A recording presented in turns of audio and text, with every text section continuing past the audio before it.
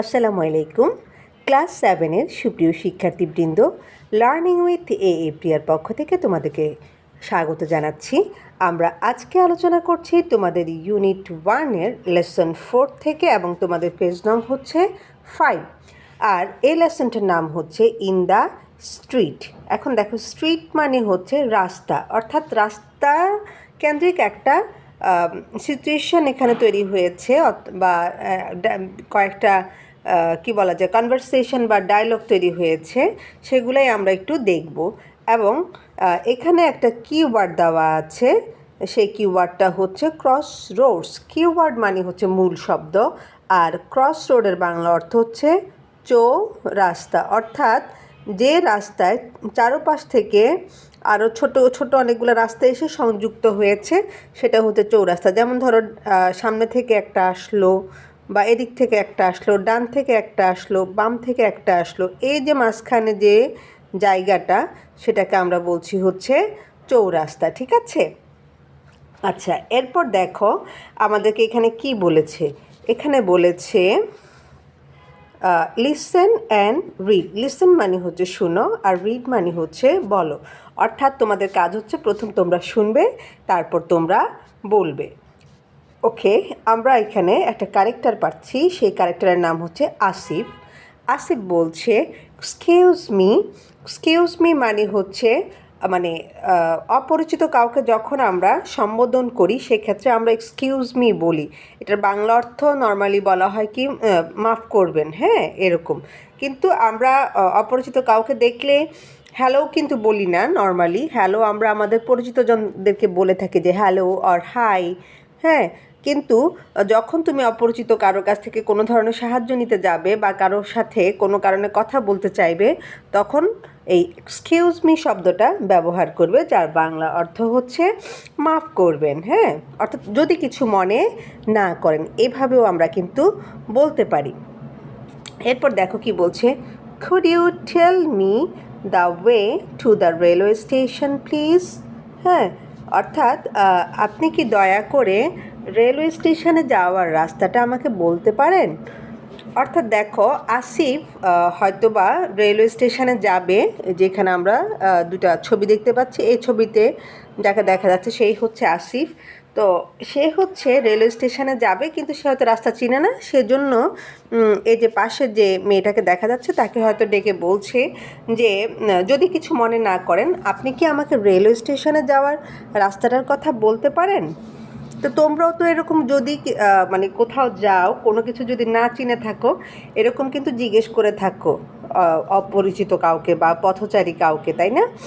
আচ্ছা, এরপর দেখো আমরা আরেকটা ক্যারেক্টার পাচ্ছি, সেটার নাম হচ্ছে পাসার বাই। পাসার বাই মানে হচ্ছে পথচারী। অর্থাৎ এই যে রাস্তায় যার সাথে দেখা হচ্ছে আসিফের, সেই অপরিচিত ব্যক্তিটাকে বলা হচ্ছে পাসার বাই বা পথচারী।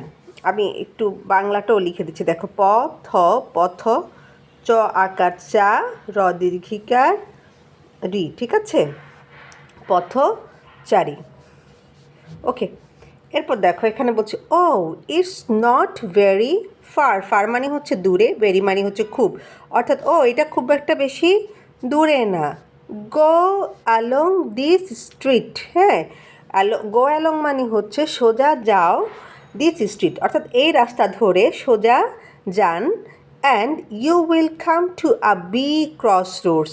তারপর কি করবেন, আপনি একটা বড় চৌরাস্তার মোড়ে এসে পড়বেন। অর্থাৎ এই রাস্তা ধরে সোজা গেলে আপনি কি করবেন, সামনে একটা বড় চৌরাস্তার এসে পড়বেন। Turn left. টার্ন মানে হচ্ছে ঘোরা, লেফট মানে হচ্ছে বাম দিকে। তারপর কি করবেন, বামে ঘুরবেন। গো অ্যালং অ্যাবাউট 200 মিটার্স মানে 200 মিটার কি করবেন, এগিয়ে যাবেন।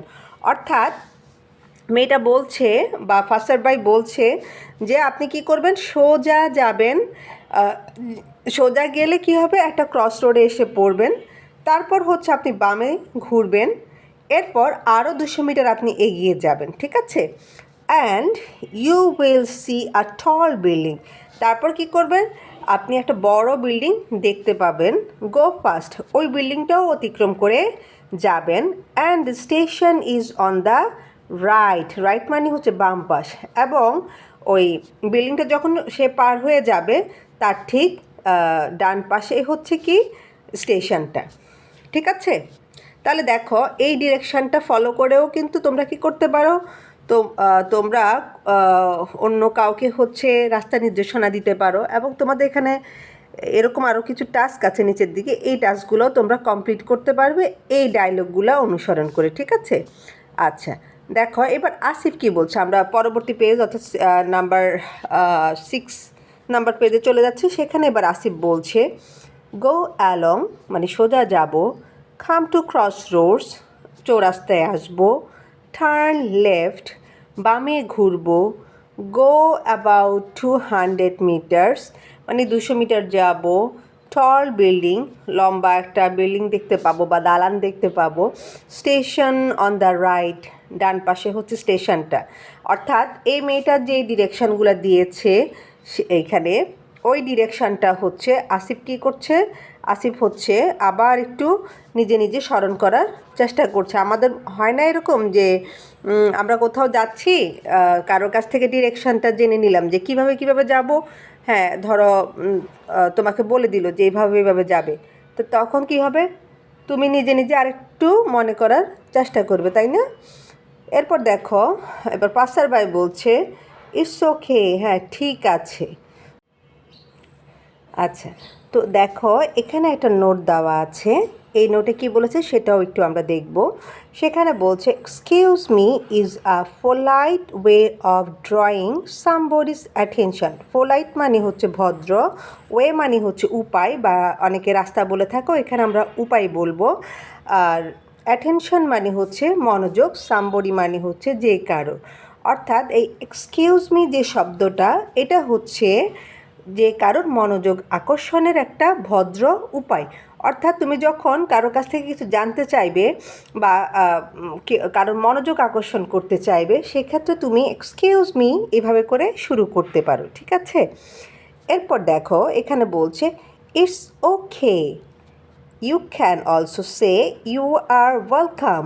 এই যে আমরা অনেক সময় কেউ যদি আমাদেরকে থ্যাঙ্কস বলে, হ্যাঁ আমরা কিন্তু বলি কি ইটস ওকে। যেমন ধরো এখানে আসিফ বলছে থ্যাংক ইউ ভেরি মাচ, তখন পাসার বাই বলছে ইটস ওকে, হ্যাঁ যে ধন্যবাদের পরিবর্তে সে কী বললো, ইটস ওকে বললো। এখন এই ইটস ওকে কথাটার পরিবর্তে তুমি কিন্তু ইউ আর ওয়েলকাম অর্থাৎ আপনাকে স্বাগতম এই কথাটাও কিন্তু বলতে পারো। তো আজকের ভিডিওটা আমি এখানেই শেষ করব। পরবর্তীতে হচ্ছে আমি এই যে তোমাদের পার্ট বি নিয়ে আলোচনা করব। তো আজকের ভিডিওটা তোমাদের কেমন লেগেছে সেটা অবশ্যই কমেন্ট বক্সে জানাবে, এবং তোমরা যারা অনলাইন কোর্স করতে আগ্রহী তারা হচ্ছে ডেসক্রিপশন বক্সে গিয়ে আমার অনলাইন কোর্স সম্পর্কে বিস্তারিত জেনে আসতে পারো। আর ভিডিওটা ভালো লেগে থাকলে অবশ্যই লাইক করবে, কমেন্ট করবে এবং সাবস্ক্রাইব করবে। আজকের মতো এখানেই শেষ করছি। ইনশাআল্লাহ খুব শীঘ্রই হাজির হচ্ছি নতুন টপিক নিয়ে। সে পর্যন্ত তোমরা প্রত্যেকে ভালো থাকো, সুস্থ থাকো, আর লার্নিং উইথ এ প্রিয়ার সাথেই থাকো। আল্লাহ হাফিজ।